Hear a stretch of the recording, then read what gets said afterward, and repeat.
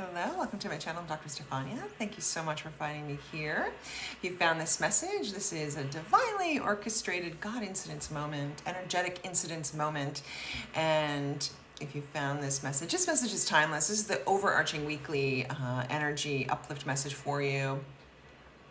So as I connect, this is the second time I've had to wanted to record this video. So something happened with the first.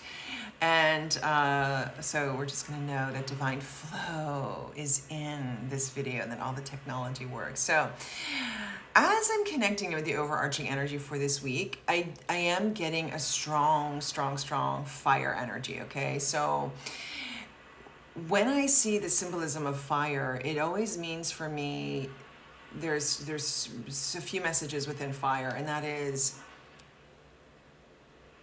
being very passionate, you know, aligning with your passions and really connecting with what it is you love.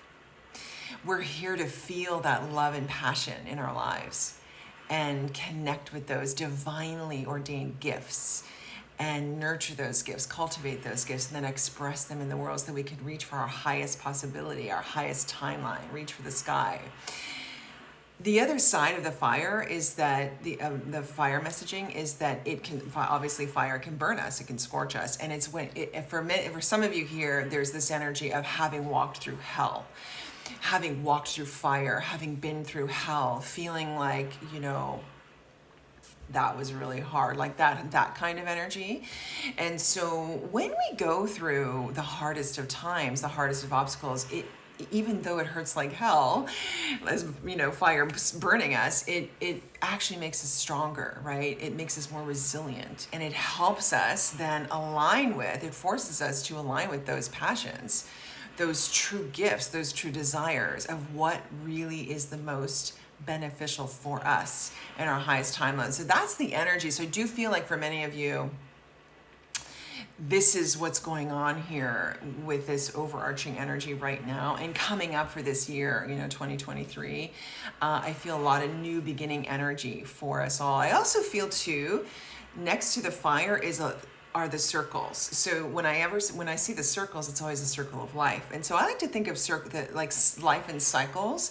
If you've lived long enough, you can look back upon the cycles, and you actually live lifetimes within the life, right? And so at least for me, I definitely can recognize cycles, right? And I like to always look at cycles in 10-year cycles. And so, you know, 20s, 30s, 40s, 50s, etc., right? And so the ending of a big cycle is now falling away. That's what this energy is about, the fire, the circle of fire, that ring of fire. So you're ending that, you're walking out of that into a newer road ahead, okay? And so I already pulled these cards. I didn't want to pull them again because they were too incredible. I just didn't want to chariot. And this is exactly what I was seeing with this fire energy, a desert and a fire.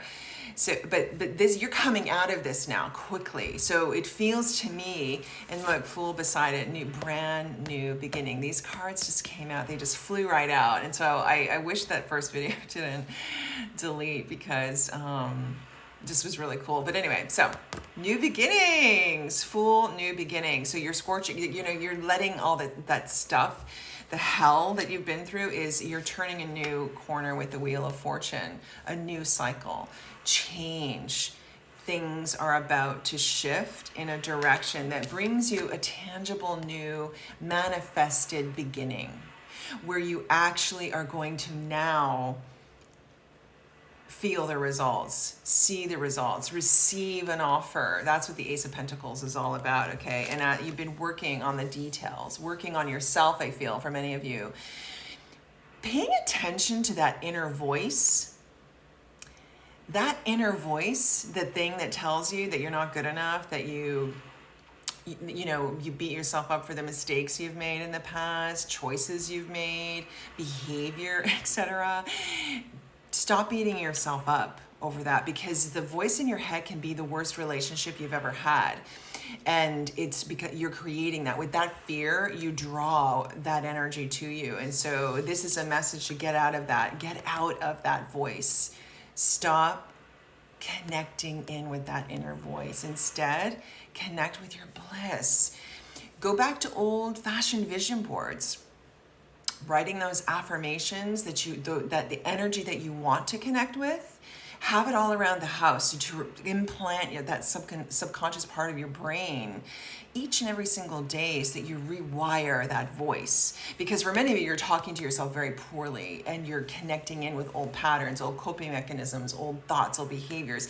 And that, like I said, that voice inside your head could be the worst relationship you ever had. You want to have that voice in you to be the best partner you ever had, to encourage you to get, to believe that you are worthy. And that's you becoming the King of Swords, in control of that mental body, in control of that mental activity. As you align with the higher, best mental thought patterns, connecting with the inner voice that is from the cosmic mind of God, you're aligning with the bliss. You're aligning with how God sees you, how the angels see you, which is magnificent, which is beautiful, which is fantastic, amazing, deserving, worthy. That's who you truly are. That's how they see you.